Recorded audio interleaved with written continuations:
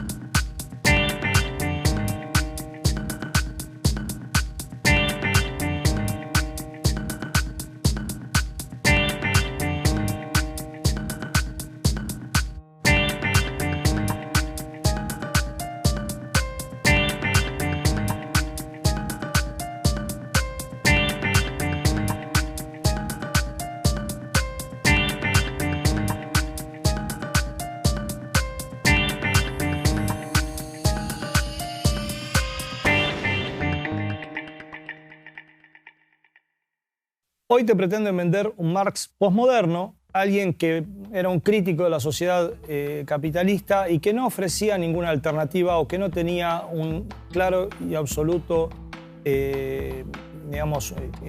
concepto de que el futuro de la sociedad iba a ser el socialismo y el comunismo.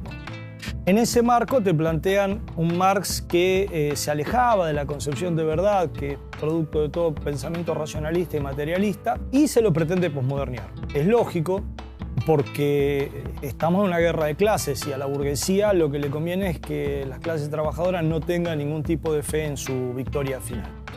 Pero Marx plantea otra cosa. En su carta a Weidemayer de 1852, una carta que se oculta y mucho, dice: lo que yo he aportado, de nuevo, ha sido demostrar, uno, que la existencia de las clases solo va unida a determinadas fases históricas del desarrollo de la producción. Dos, que la lucha de clases conduce necesariamente a la dictadura del proletariado. Tres, que esta misma dictadura no es de por sí más que el tránsito hacia la abolición de todas las clases y hacia una sociedad sin clases. Es decir, nosotros vamos a decir el comunismo.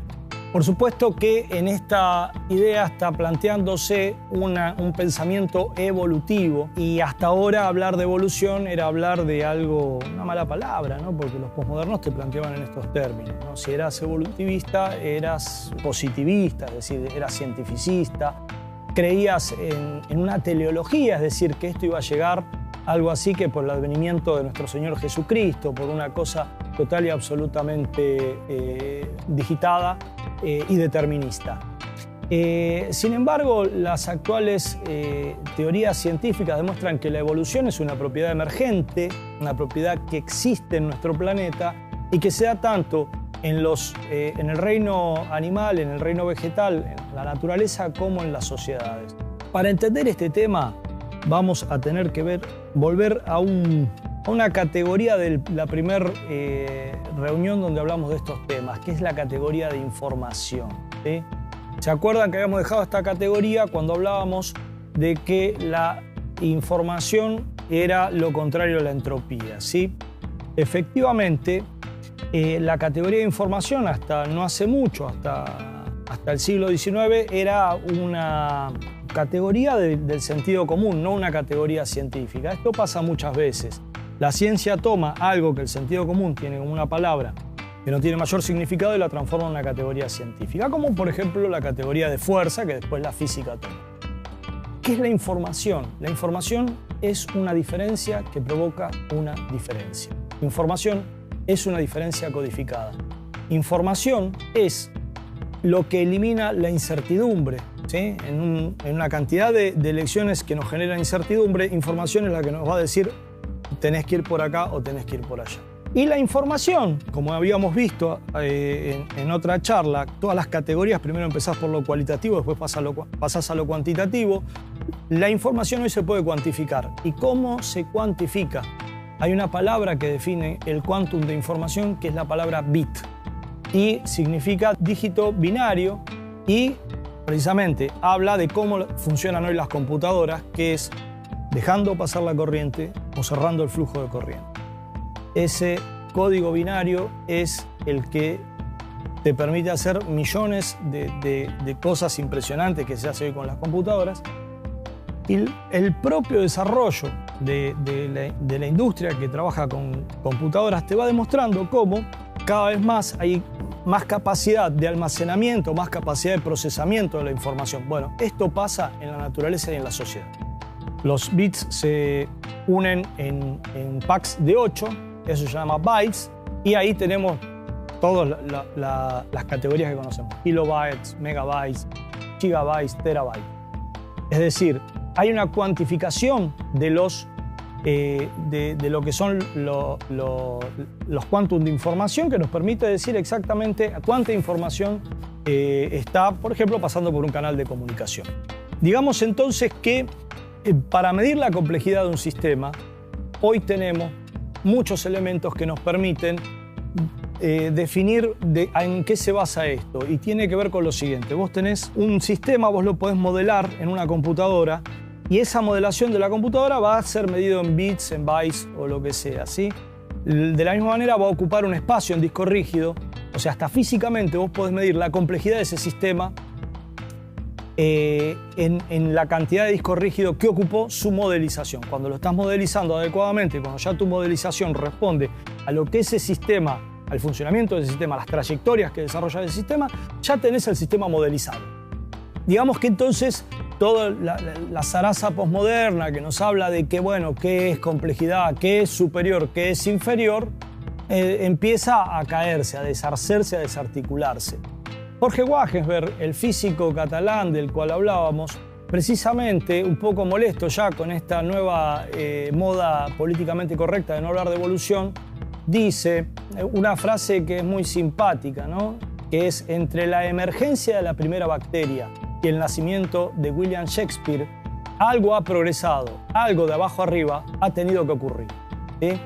Y después aclara: si progresar es ganar independencia respecto de la incertidumbre del entorno, entonces claro que hay líneas progresivas y líneas regresivas. Aquí nos encontramos con otro tema controversial cuando utilizamos la palabra evolución.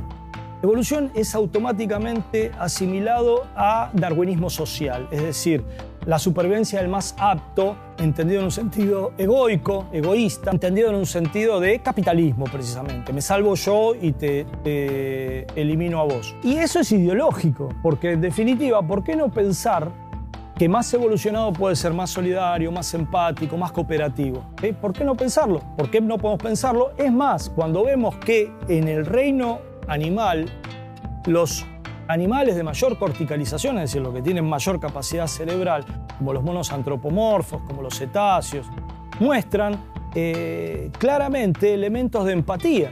Entonces, ¿por qué tenemos que plantearnos que la evolución solamente puede darse en un sentido egoísta? Muchas especies han evolucionado en comportamientos altruistas y consideramos que los seres humanos también lo podemos hacer, y que más evolucionado precisamente puede ser una visión mucho más solidaria de la humanidad. Y precisamente eso es a lo que vamos a fundamentar, ¿sí? La emergencia de una línea progresiva, decía Wagensberg, no es necesaria ni obligatoria, pero sí razonablemente probable para una asociación de estados de incertidumbre alternativamente altos y bajos del entorno. Tal evolución del entorno ha sido frecuente en la historia del planeta, momentos de paz local a corto plazo que aumentan la diversidad y picos de catástrofe de largo plazo que aumentan la complejidad. El socialismo, entonces, es un caso más de la construcción de una complejidad superior en base a una complejidad inferior. El socialismo es una sociedad más compleja, es la sociedad donde empieza a acabarse la alienación, donde los valores humanos empiezan a decidir el metabolismo productivo social, distorsionando progresivamente la indiferencia expresada en la producción mercantil, ¿sí? La lógica de mercado, la falta de empatía, el analfabetismo emocional. Es la sociedad donde se desarrolla la nueva y superior conciencia. Lo que hace más complejo al socialismo es básicamente un principio de funcionamiento superior, que es la propiedad social de los medios de producción, democracia popular, atención a la necesidad de los desposeídos. Esto nos va demostrando que el marxismo es una cosmovisión que está total y absolutamente vinculada a los nuevos avances de la ciencia, y el fascismo en este sentido nos lleva un tramo largo. Fíjense que acá tengo un libro, El Quark y el Jaguar. La editorial Tutques me va a tener que hacer algún tipo de donativo porque les estoy haciendo propaganda a todos sus libros. Murray Gell-Mann es un premio Nobel que descubrió el quark. Descubrió el quark. Este hombre es un genio del mal, digámoslo así. Y está investigando en el Instituto Santa Fe, aquel donde se desarrolló la bomba atómica, precisamente la teoría de la complejidad. Lo que hacen es llamar a científicos de las más diversas áreas, los cráneos más grandes, y los hacen investigar una civilización, la civilización de los Anasazi en el cañón del Gran Chaco, ¿sí? ¿Y qué es lo que investigan, sí? Las especulaciones sobre el derrumbamiento de la civilización maya ocurrido hace más de 1000 años son abundantes, dice él. Lo que están investigando es esto, el derrumbe de la civilización maya. ¿Se cansó el pueblo llano de trabajar en beneficio de nobles y gobernantes? ¿Perdieron la fe en el elaborado sistema religioso que sostenía la élite en el poder y mantenía intacto el entramado social? ¿Les llevaron a la catástrofe las guerras intestinas entre las múltiples ciudades de su estado? ¿Fracasaron finalmente las notables técnicas agrícolas que mantenían a tan vastas poblaciones en plena selva? Esto es lo que están investigando con las mentes más grandes de Estados Unidos. Por supuesto que en este libro, Complejidad, que es de Roger Lewin, un famosísimo antropólogo, hablan de estos mismos encuentros donde están redescubriendo los saltos cualitativos del marxismo, que ellos le llaman equilibrios puntuados, la dialéctica, la unidad de lucha de contrarios, que ellos le llaman bucles retroactivos, etcétera, etcétera. Y fíjense el detalle. El tipo agradece a las agencias gubernamentales estadounidenses que han financiado mi investigación en los últimos años. El Departamento de Energía y la Oficina de Investigación Científica de la Fuerza Aérea. A algunos lectores, dice Murray Gell-Mann, les puede sorprender el hecho de que estas agencias financien investigaciones que, como la mía, no están calificadas como militares ni tienen conexión con las armas. La ayuda otorgada a la ciencia pura por estas investigaciones es una prueba de su clarividencia. ¿Sí? También agradece después a un tal Jeffrey Epstein, que es un cuadro del Pentágono, vamos a decirlo así. Esto es lo que están desarrollando los norteamericanos. Y nosotros, imbuidos en el posmodernismo, todavía estamos nadando en las charcas de la derrota. ¿Por qué? Porque no estamos investigando desde la ciencia, desde lo último que se está desarrollando en la ciencia, y porque entonces estamos nadando en la charca de la anticiencia, y muchas veces somos los propios marxistas los que más militamos contra la ciencia, por supuesto, totalmente influidos por el posmodernismo. Bueno, de esto se trató entonces hasta aquí los 3 capítulos que hemos visto, invitado por lo pronto a meterse con un complejísimo tema como es el tema de marxismo, caos y complejidad.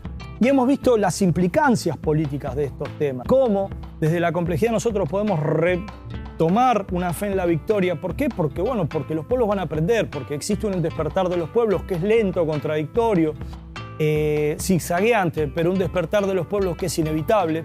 El sistema de los pueblos del mundo van a aprender a ver en el semejante precisamente un semejante, un sujeto. ¿Sí? El proceso de alfabetización emocional que ha iniciado el marxismo desde 1845, cuando nace el marxismo maduro, no se ha detenido desde ahí hasta ahora, y realmente consideramos que va a seguir y que por más que intenten aislarnos, meternos en charcas, destruirnos, no van a poder. ¿Por qué? Porque los pueblos una y otra vez van a volver a aquellos viejos libros y los van a conectar con los nuevos avances. Muchas gracias.